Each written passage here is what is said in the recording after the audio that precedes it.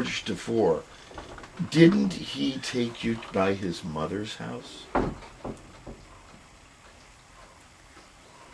George DeFore is the reason you remember that I'm going to L.A. to find out about how L.A. is, what's going on, And what in LA, he's up to. and what he's up Okay. to. As I said, You stay in an apartment in Franklin. we're staying in an apartment in Franklin. By the way, the woman that I remember, it was the jazz singer I couldn't remember at that jazz club, was Ella Fitzgerald. You're kidding. Yeah, she was there too. She would play, and you would listen to her on a regular basis. This was when I was the bartender at Nave, San Francisco. Oh my goodness. Anyway. Now, Carl, one interesting aspect of that, and that is that many people don't know, that I'm sure you do, that San Francisco had its own Harlem. That there were parts of the Richmond district where there were jazz clubs up and down. Now, you might not have been associated with those, but that it makes it it's logical now why Ella Fitzgerald would be in that area. Of course, I was involved with jazz at all things. Bop City was at the corner of Fillmore and Gary. Okay. Actually, one within sight of where what was the famous guy, Jewish guy that had all the rock and roll. It was actually across the street. Bop City was Not Bill Graham. Bill Graham, and Bill Graham opened the place across the street from there that had nothing to do with Bop City. But Bop City, I would go there after we would hear Coltrane until 2:30, 3 o'clock in the morning. He'd go over to Bop City and keep playing. So you would have to go where to see Coltrane? You went to see Coltrane at we just talked about it. Jazz Workshop. And it was located where? That was on Broadway, near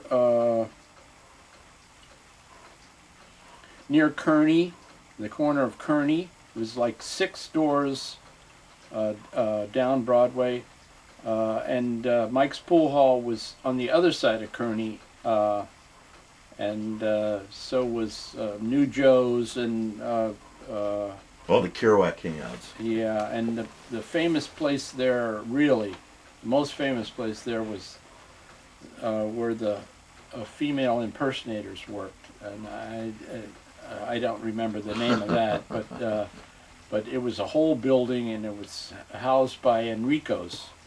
Okay. See, Okay. Enrico's was downstairs, and they were upstairs. Right. Now this was at the same time Ferlinghetti opened up City Lights, wasn't it?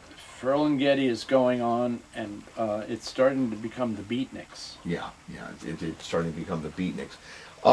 Okay, so you're down in Franklin. The three of you are staying in the apartment, and what goes on? What happens? Mostly we just hung around, watched TV, went around the city and talked to George, saw it was really nice, warm place to be. Mm-hmm. We watched TV, and at the time, what's his name? Steve Allen? Steve Allen has a show, and it's every day at like whatever Oprah does. Right. He's got an hour-long show, and he has the craziest guys, jazz people, everybody. But I remember seeing this oddball guy on TV with him that was sculpting him. Explain a little bit about what you saw. Here's this man Vito, he introduces him as a man, a local sculptor, who's going to do a head of him, maybe 150 pounds of clay, and he's going to daily do he'll see the progress of the sculpture by in 5 days. Now, at the same time, he's going to have other He's people going to on have the other show, people on, but you're going to see Vito yeah, sculpturing you're going to it. see Vito in the background sculpting him. So on the 5th day, he's finished. He has a finished piece. It's not painted yet, but it is clay. You see? So, okay. But Steve says, listen, Vito, I understand your wife is does designing of women's clothes. So Vito said, yeah, and she's in the audience. So the camera pans in to her, very beautiful young girl. She's 18 years old, and she has a whole line of young women with her that have her clothes on. About how many women? About 5. I can remember most of their names, or most of the people. I can remember how they look and who they are and stuff like that. Yeah, give an idea of what the clothes looked like. Were they multicolored? Were they knits? Were they? They were not of that time. You know, of the time. They were way past. They were like something. Clothes that were musical, or just had a ring to them, like you wanted to dance with them. It was they were dancing clothes. They were multicolored. Multicolored patterns.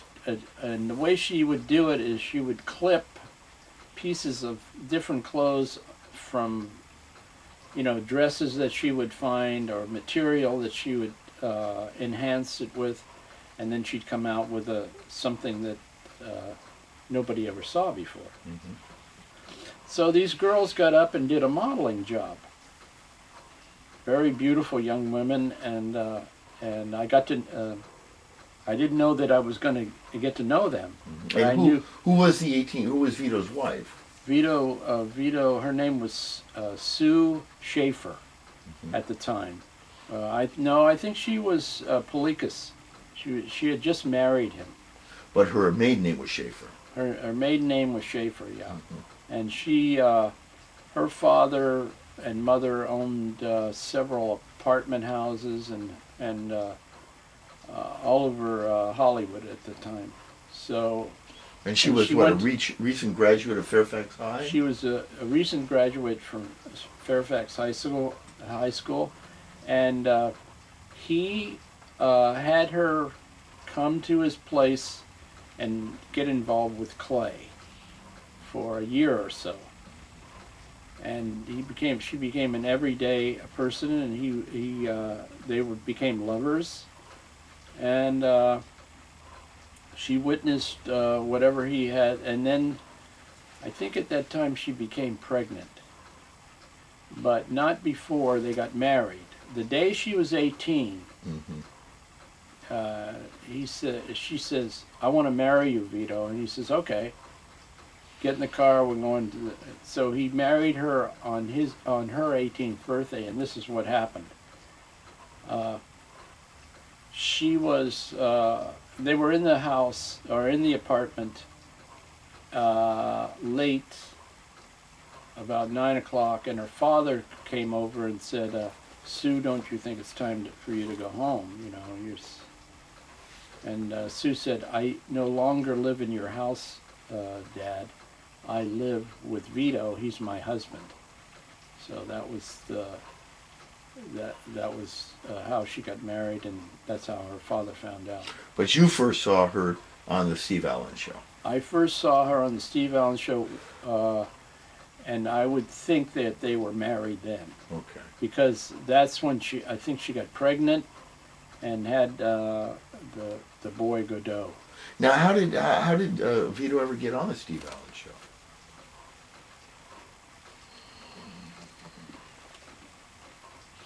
agents or people that Steve had people, his people that would go out and find different odd situations. Vito was always an odd situation because of his studio, and he taught anybody that walked in the door. Most of his clientele were the Jewish people in the neighborhood. Because he lived in the ghetto. You live in the shtetl. We call it in Yiddish. That's where I grew up. The Jewish ghetto. With shuls all around them. Sure. Everywhere. And the address was what? 303 Laurel. 303 North Laurel. Right, which was on a little bit up from Beverly. Corner of Beverly and Laurel. Right near Fairfax High. Yeah. So anyway, you're watching this thing on. You're hanging out and watching this. So what was your impression when you saw this? First of all, did the sculpture come out looking like? Yeah, it looked like Steve Allen. And so what was your impression of seeing all this on TV? Well, I couldn't get off of it because there's some really good-looking women, and I'm at that point in my life, I'm a photographer. I had gone to the art school, not the Academy of Art. San Francisco Art Institute? The Art Institute. I had gone there and went to classes, and I wasn't too interested in the mentors because they had a different menu idea about photography than I did. I wanted to do people. The woman that taught me photography was from famous people. They were her mentors, and she had me photographing people. Diane Arbus type of stuff. You're familiar with her art, her photography? It's people but oriented.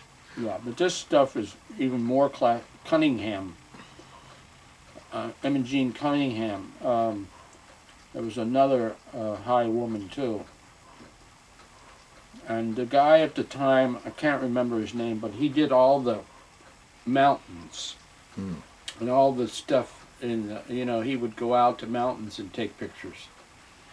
He was the overseer of my department in college or in the Art Institute, and I wasn't interested. And she said, my mentor,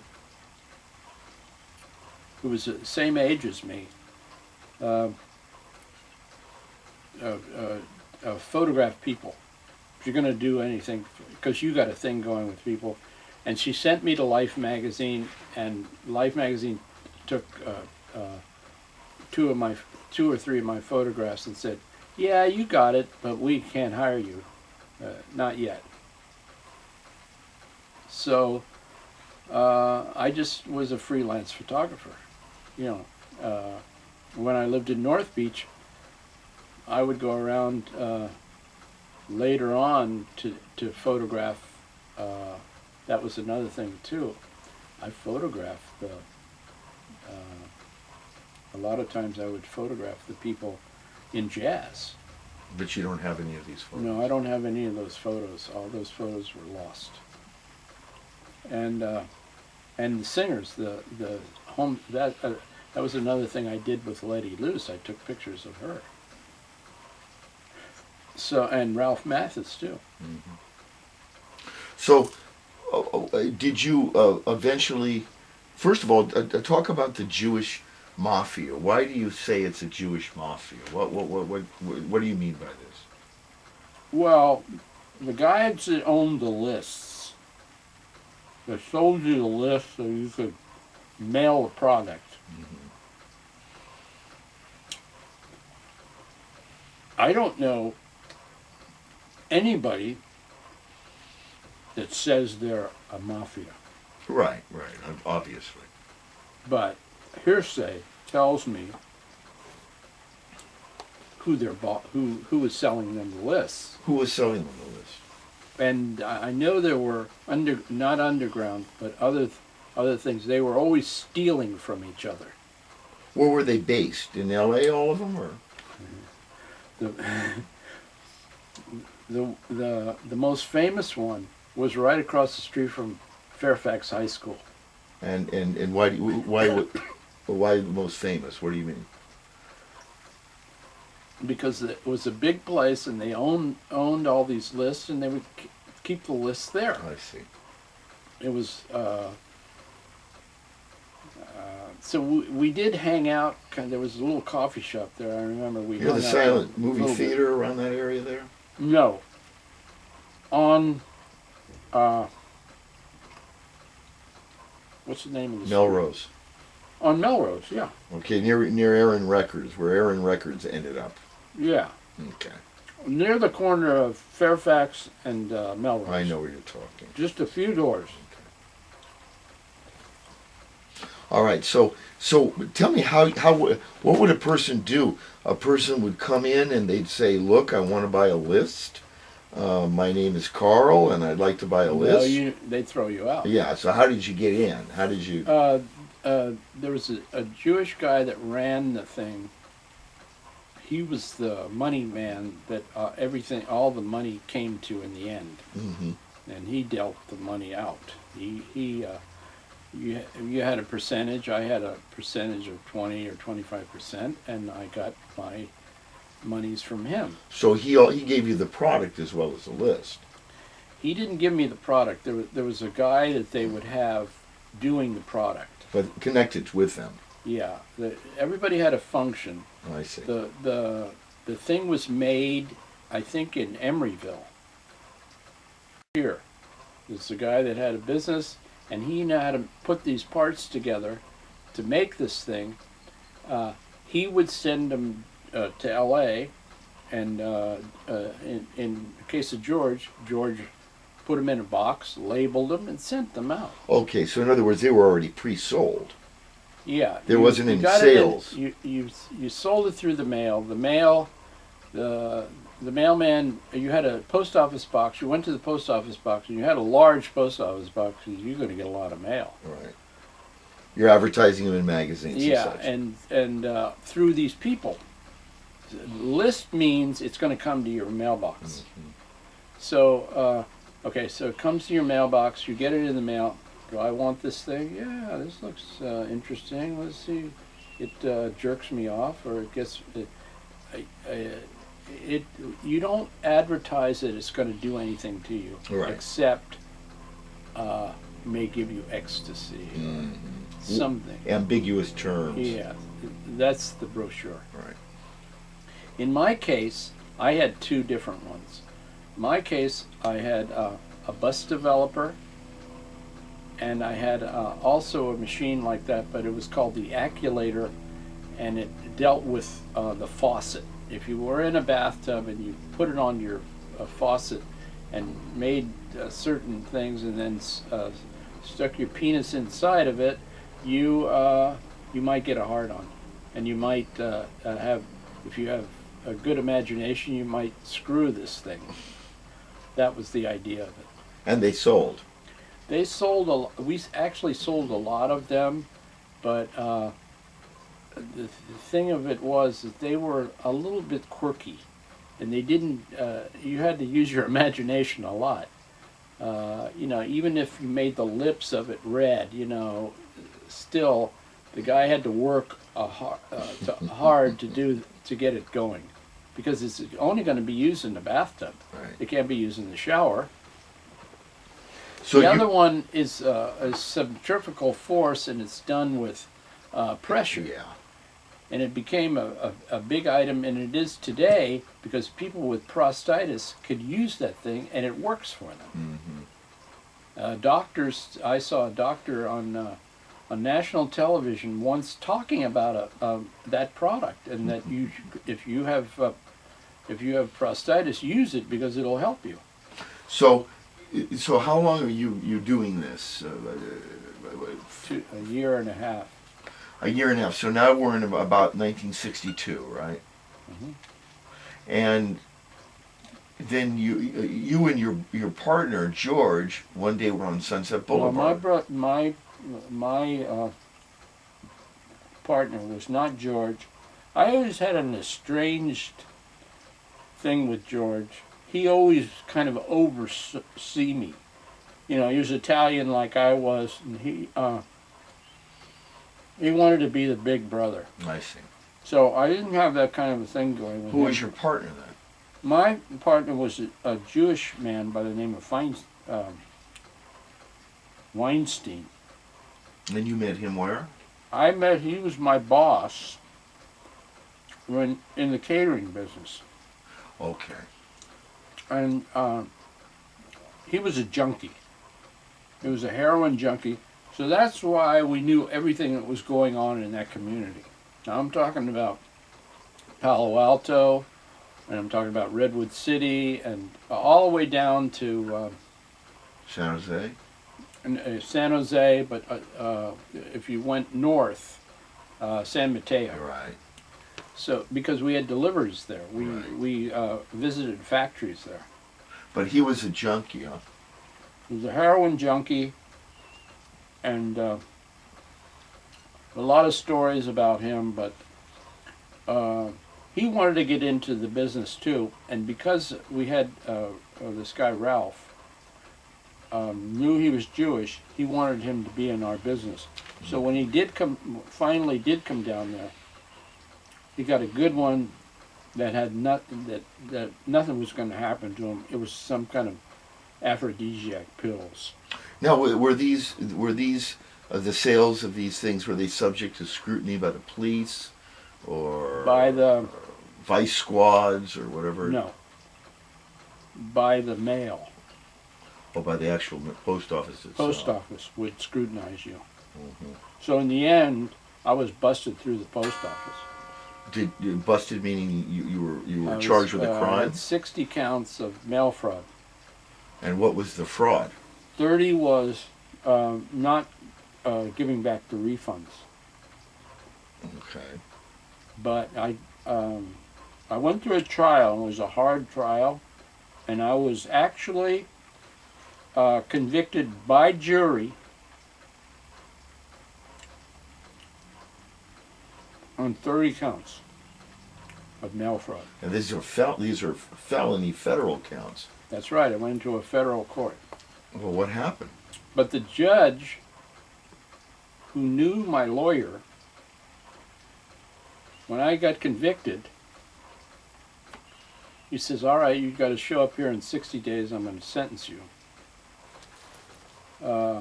I immediately started working on my case. I don't want to go to jail, I want to go to federal prison. That means I'm going to spend a lot of time there. And you'd already Each been one to of prison. those were 5 years. And you had already been 3 years in prison. Yeah, and so the company did not back me up. They didn't. They gave me no, they didn't even give me $500. They gave me $500, but it was after even. I had retained a lawyer by the name of Tabek, who had a lawyership on La Cienega and Wilshire Boulevard. Okay, nice That's neighborhood. Beverly Hills, Pretty right? much. It's one block east, but yeah. He had a $5,000 retainer to take care of me. Who paid it? The company paid for it. Oh, the company paid for the lawyer. Yeah. So he didn't show up in court when I got busted. He was not my lawyer. I had a court-appointed lawyer who wanted money, more money, and I didn't have any money to give him. And the company didn't back me up. But I did not think on anybody, and I didn't, tell anybody who was who. All I said is me. Right. So at this point,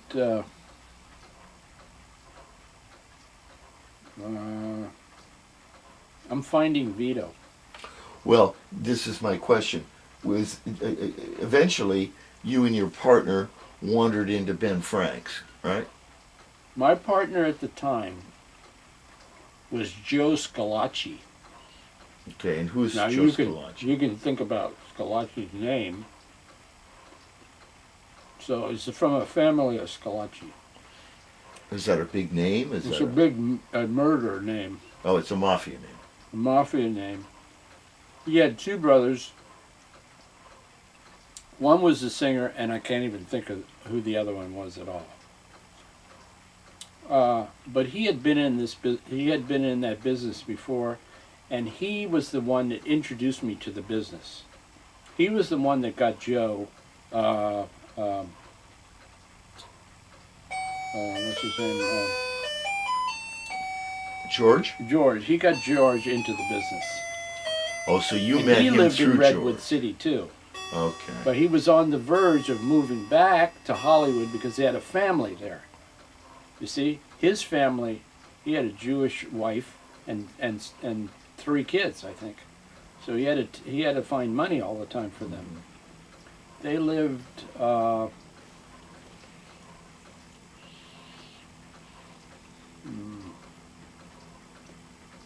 remember near Santa Monica Boulevard, in between Melrose, somewhere in an apartment, I remember. Anyway, I went there to visit him, and he said, "I have a deal for you, Carl." When I was in Redwood City, he told me he had a deal for me.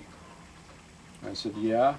He said, "Yeah, I have a bus developer that we want to deal with." Oh, and it was his mother's that you went over there. Yes, his mom. So he says, "I'm going to prove to you that this thing works." So he says, come over, and my mother lives blah, blah, blah. And I went over to her house. She had a picket fence, and she was outside watering, I remember. And I'm looking at this woman, and I'm saying, Jesus Christ, look at the tits on this woman. She's got Marilyn Monroe tits, and she's 50-some years old. I mean, you know, a high-breasted woman, So he says, all she ever did, she has this device, and she has it in the house, and she uses it on a daily occurrence. And he said, she can give us the address, and we can send for it in Milan, Italy. And we did. Sent for it for what purpose? So that we could manufacture it. Or in other words, you could figure out how it was made. Yeah.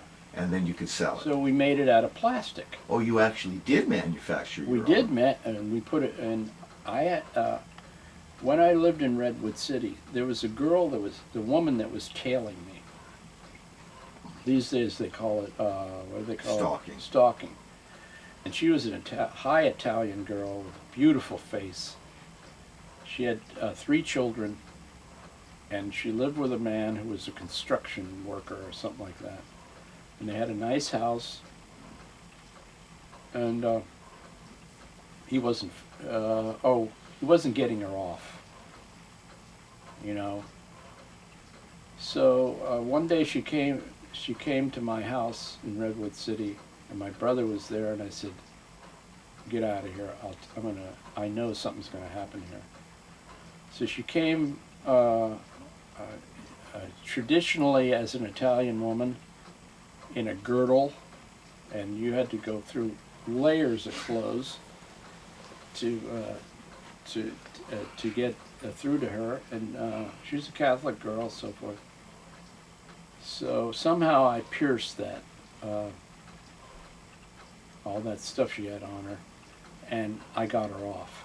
I didn't get her off once, I got her off several times. So she became like a slave to me. So she just said, "Fuck my husband," and so this came up, and she said, "I'd like to go to Hollywood with you." I said, "Okay." So she became the inspiration for the bus developer, because when you photographed her, she had a high, I photographed her, and we put it in a brochure, and send it out as Celia DiStefano of Hollywood. we sent it to 50,000 and got one thing after another. And it worked. So you had to make these devices for every order that came in. Yes, but it was very simple because it was three different sizes, a bust, and an atomizer, a tube and an atomizer, and that's like it. a turkey baster. That's it. Because if I did it myself, I would put it on my stomach and the thing would blow up in my stomach. I'd put it on my own breast and it would blow right into it. So if you do that on a regular basis, it's going to make your breast hard. Well, your muscle, sure. Yeah. So that's all you needed to do. If you followed it like, somebody did exercise every day, your breast would. That's why today, if that device was manufactured again and told the right way to use it, it would work much better than these guys that are going to put plastic in you. Mm-hmm. It would actually work for those women. So you were making pretty good money at this time. I was making really good money, and I had the second one, what was the Acculator, and but I never had any confidence in it. We had to do too much work to send it out. It was a fairly large object, and we kept getting people would send us things back. So back to the trial now. So you show up 60 days after the jury's convicted you, and you face this judge. I sent him a letter and I says, I want another lawyer because he didn't delve into this, and this, and I never did anything wrong because I ran out of money. I'm a guy that doesn't have any money here. And when I showed up in court, I'm showing up as Carl Franzoni, the Blade of Hollywood, with tights and shit like that on. I came up to court like that. But you weren't in. But you hadn't met Vito by this time. Yes, I have. Oh, this is after you've met Vito. Yeah. Oh, okay. Oh, wait a minute now. Wait. Yeah, after Vito. Well, what is it? 63 now. Mm-hmm. Oh, so in other words, okay. Well, we'll go back in a minute. They're trying to bust me because they're trying to bust me because my affiliation with Vito was he was a communist as far as they were concerned, and also that we're protesting on the street. Right. So they had to do something to dislodge me. Okay. So you're showing up in the traditional freak garb at the time. The freaks. Freaks. The freaks, tights. Tights and stuff. The same thing. The shoes that came up and the whole thing. Yeah. And so no boots. I wore boots. You wore boots. High boots. All right. So what happened though when you faced the judge? The judge got the judge says, I will not sentence you to this term. As far as I'm concerned, you did fulfill, you have lots, I had a stack of both businesses of checks of refunds. He says, you have rendered it, in any business, you don't know if you're going to fail or not. So I can't send you to jail because you didn't refund these people their money. You just ran out of money. So well, then why did the jury do it? Well, the jury didn't like the way I was dressed. I see. Okay. And the prosecutors saying all kinds of things that's what I'm saying about the lawyer. He's taking care of business. And the lawyer was a friend of the judge's. So the judge didn't want me to front my lawyer off because that's the first thing I'm going to say is, sir, I want another lawyer. I don't think that my lawyer did a good job. Mm-hmm. So basically, the judge then just overrode the jury. The judge just told me to shut up, and he was going to make a rendering. And then he told us that, and the prosecution went nuts because they had this conviction. They already had a conviction. That jury convicted me. Right, but the judge overturned the conviction. Yes, and he said, I'm not going to send you to no man to jail that couldn't pay his refunds. So you walked out scot-free. So I walked out gloriously, and all my friends were there dressed in their craziness. Okay, well, let's go back to the Ben Frank. Ben Frank thing was, What year? It was right after you were watching Steve Allen, wasn't it? yeah, so that's 62, 63. I'm in the mail order business, and my friend Joe and I are having lunch at Ben Frank's. At the counter, right? No, we're in a booth, which later on we all sat in the same booths. There were the booths in the back, and they were red leather. Right. I remember them very well. And there were three women opposite us. And we could, look right in their face. And I said, I'm going to go talk to this one, Joe. She looks, I like the way she looks, and she looks familiar. So I said that to her. Hello, my name's Carl Franzoni. Oh, my name's Mary. Whatever her name was. And are you an art? What do you do? I'm an artist, and I have a studio, and I paint. Yeah, I'd like to see some of your paintings. I said, you look familiar to me. And she didn't say anything about why she was familiar to me. So she gives me the address, and the address is 303 North Laurel, which is Vito's place. And now, was Vito in the booth at the time? No, it's only three young women. Okay. I recognized all of them, but only this one because she stood out. And did they have the clothes on that Susie had made them and all? They had their own stuff, but it was like that. She might have had something on of Sue's, I don't know. But they had a different dress than everybody else in that place. You knew they stood out. It wasn't Beatniks. It wasn't Beatnik because Beatnik had especially in San Francisco, they have that drudge look. It's still a lot of very people. straight. Yeah. Well, no. The thing we knew about San Francisco was the women never wore short dresses in San Francisco. They always wore long dresses, or they were grunge. Right. The grunge But look. the men were always pretty much straight blade pants. Yeah, the men didn't either. Yeah. But They only dressed like in working Hollywood class. and New York and Chicago, they had a different. Somebody's at the door. It's probably Catherine. It might be Joan Trudy.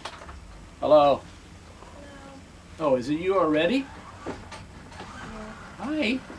Boy, you were fast. Am I interrupting? No. Fast. Come in. Come on in. In fact, you can see. Make sure the camera's still working. Okay. You must have went Yeah. down the Thank street you. here. Thank You're you. welcome. Where'd you go?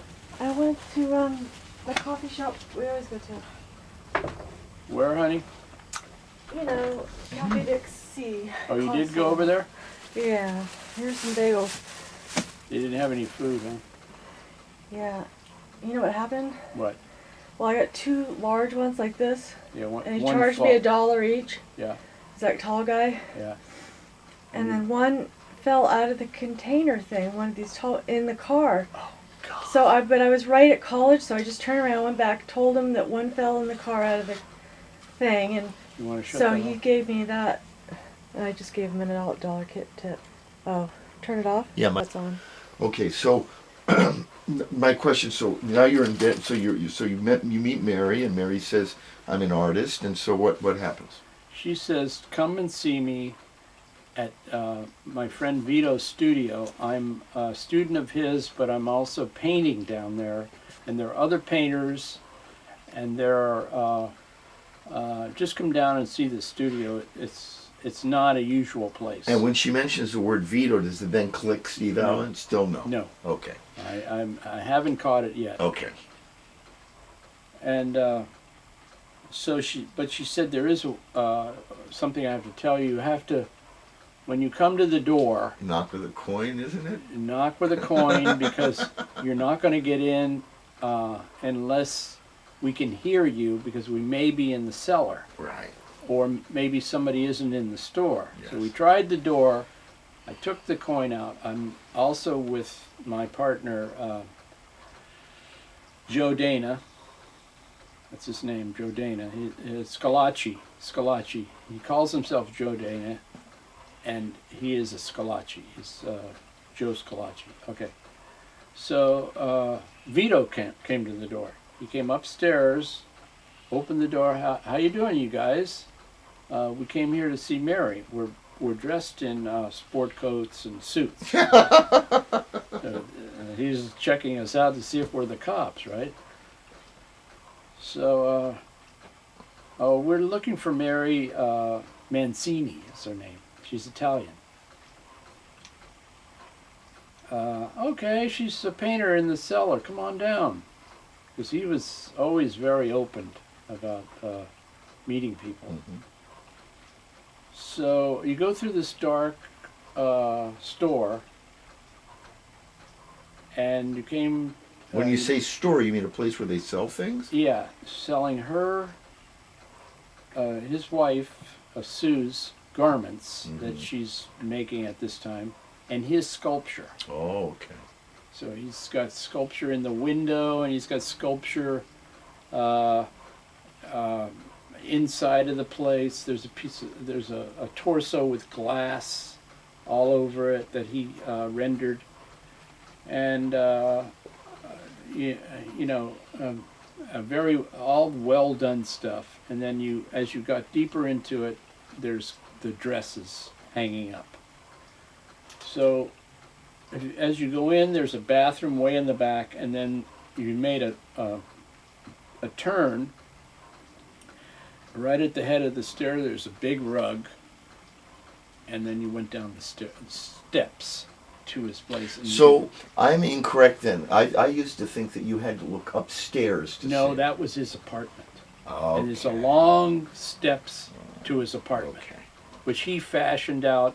And later on, at that time when I first came there, he had just a place for them to kind of lay in there because she didn't have the baby yet, and he just had a bed parked up there in his living room where they slept. But later on, he built a loft out over the store, and they lived in that loft. Now, did he own the building, or did he No, rent? there was a man by the name of Coopernick that owned it. Okay. And Coopernick was kind of a friend of his, and Coopernick, biggest rental was the gym, Eastman's gym. Oh, yes. And it was all over the building. You could see over Vito's store was Sculptured Garments. That was the name of the store. And then there was Harvey Eastman, and then above Harvey Eastman there was like a large room, and there was an apartment up there.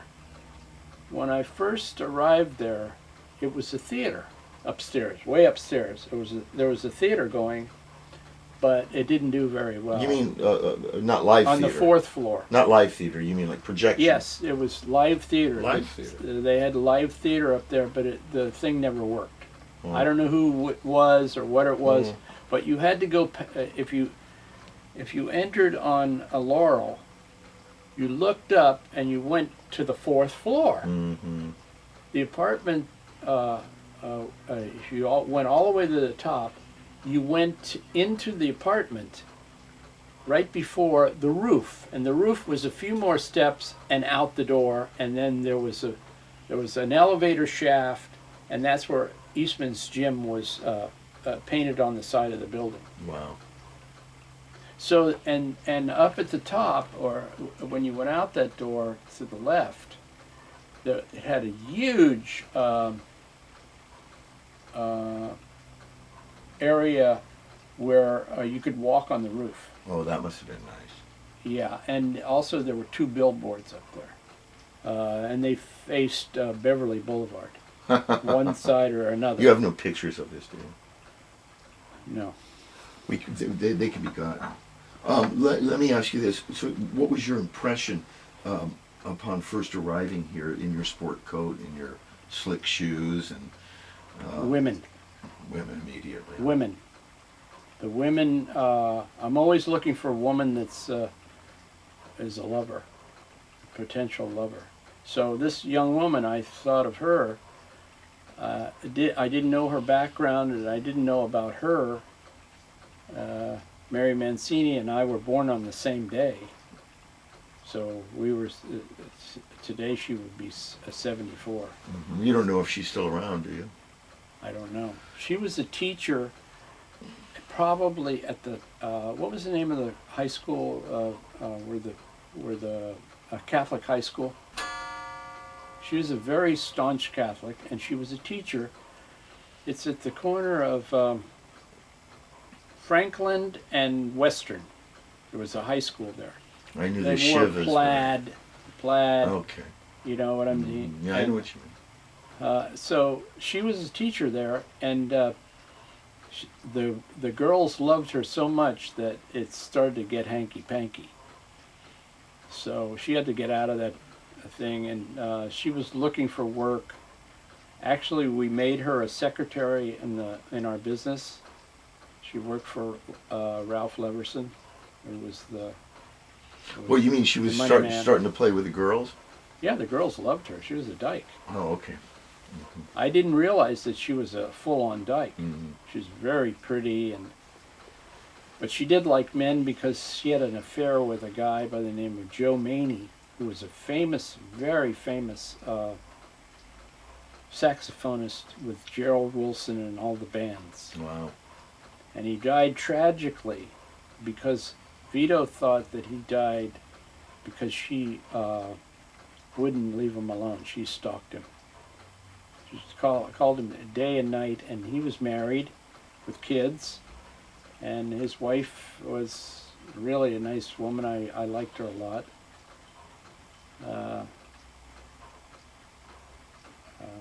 I won't tell you the story about her when he died, but Vito always blamed Mary because I think he started fooling around with a gun and did that number where they call it Russian roulette type of thing. Yeah, and he blew his back of his head off. He was that kind of a guy where he would do something like that, just, for a joke. Mm-hmm. But everybody in that band missed him. He was such a jovial person. That's where I would see it. I would see him. I would see him at that little bar that I told you that George might have played at across the street from Schwab's. Mm-hmm. Him and this guy who I think just recently died. He was a horn player for Johnny Carson. He was this. He was this musician. When you Not talk to Doc. John, not Doc Leverson. Okay. There was another guy. Okay. Oh no, he may not. He might have been just a player. Okay. But Joe and him had a thing where they would do a set for you, and at the end of the set, they would kiss. And they would do a soul kissing. He'd sit there in front of an audience soul kissing. And people would just fall completely to pieces. Well, because these two hard-ass musicians would be kissing each other. in public. Well, what was give a description of Sunset Boulevard, Hollywood Boulevard at the time, in 62, 63. What did it look like? It was on fire. If you want to have a word of people, a new thing is they just lost the president of the United States. Okay. And it's everybody's protesting about everything, Mm-hmm. and we're not going to stand for it anymore. So we're out there. So my contention was, for all I've visited, living in Palo Alto, or being involved with Redwood City, knowing the man that was the junkie, he knew everybody, knew everything that was going on. He told me about Timothy Leary way before anybody knew about Timothy Leary. He knew that there was LSD around and what they were doing with it. He knew before Ken Kesey even knew anything about it. He knew. And knowing about it now and what I told George,